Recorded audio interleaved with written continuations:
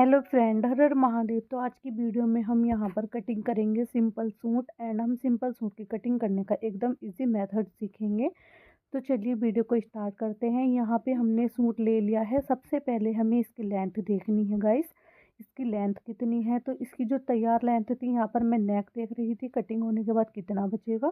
तो इसकी जो तैयार लेंथ थी वो थी 42.5 इंच। तो मुझे चाहिए यहाँ पर 39 इंच के लगभग। तो इसको मैं लेस को उतार के ऊपर लगा लूँगी। फिर मैंने बैक पार्ट का फैब्रिक देखा हमारा कितना था, तो ये देखिए लेस तक ही हमारा आ रहा था। हम लेस ऊपर लगा लेंगे उतार के, तो हम नीचे एक पट्टी फोल्ड करके अंदर की तरफ इसमें फोल्ड कर पाएंगे। तो हमारा दोनों बैक और फ्रंट एकदम बराबर से आ जाएगा। तो यहाँ पर हम बैक पार्ट को हटा देंगे।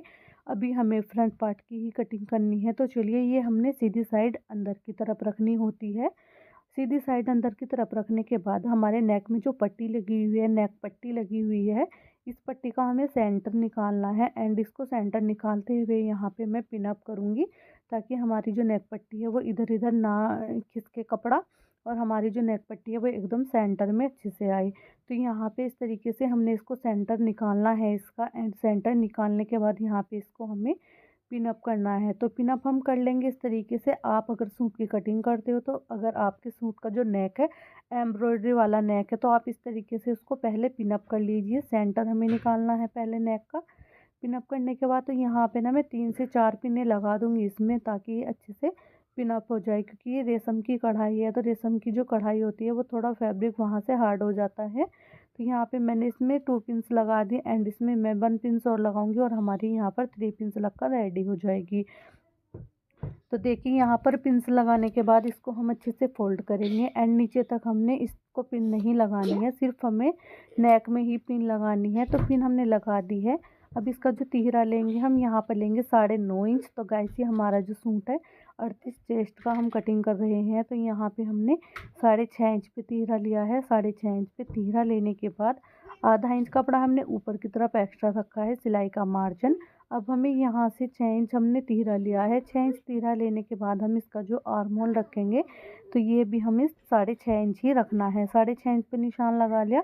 उसके बाद हमें यहाँ पर हम चेस्ट का निशान लगा रहे हैं। तो चेस्ट है यहाँ पर 1/4 भाग जो है 38 का आता है, 9.5 इंच। 9.5 इंच पे निशान लगा दिया है हमने। अब यहाँ से हमें नीचे की साइड 7 इंच पे रखना है। तो ये हमने 7 इंच पे टेप रखा, और फिर हमें 14 इंच पे रखना है। 14 इंच पे हम हिप का निशान लगाते हैं, और यहाँ पे हम कमर का निशान लगाएंगे।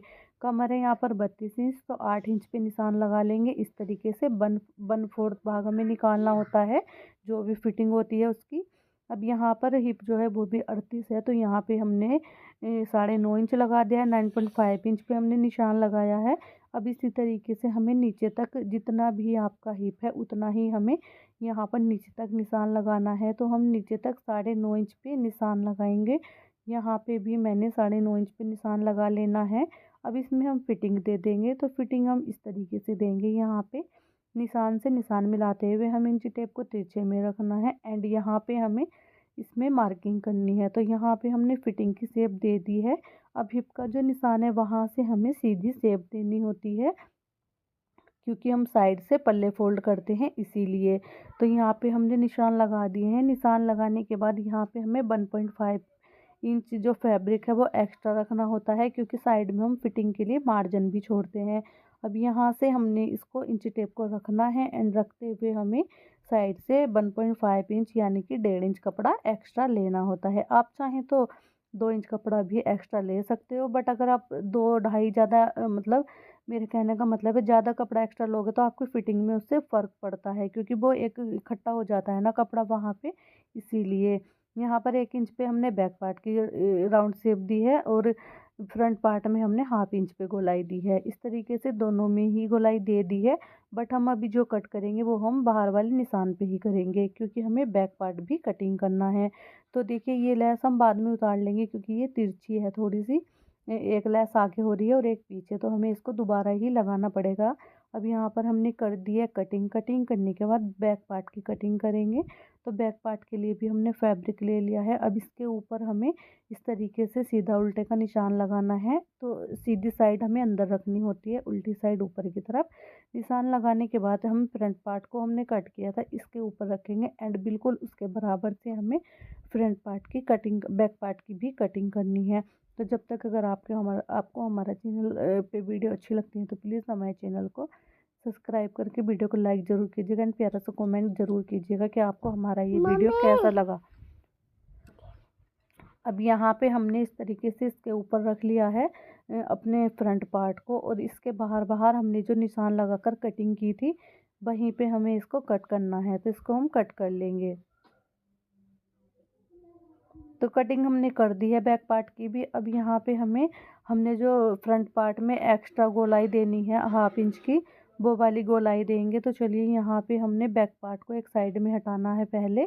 तो बैक पार्ट को हम एक साइड में हटा देंगे। यहाँ पे इसकी जो लेंथ है उसमें हमें नीचे आधे इंच की 1.5 से 2 इंच की पट्टी जोड़कर उसको अंदर फोल्ड करना होगा। तो देखिए यहाँ पे हम उसको स्टिचिंग करते वक्त करेंगे। अब यहाँ पे हमने जो आधा इंच का एक्स्ट्रा निशान लगाया था उसको भी कट करेंगे। अगर आपको स्टिचिंग की वीडियो देखनी है इस सूट की तो कमेंट कर दीजिएगा। अगर कमेंट आएंगे तो मैं स्टिचिंग की वीडियो भी डाल दूँगी। तो यहाँ पे हमने कट कर दिया है। अब कट करने के बाद यहाँ से हमने इसका जो आर्म होल है वो नापना है आधा इंच ऊपर की तरफ छोड़ देंगे। जो हमारा सिलाई का मार्जिन तो इसका 9.5 इंच आया था आर्म होल। यहाँ पर 9.5 इंच इसका आर्म होल आया है।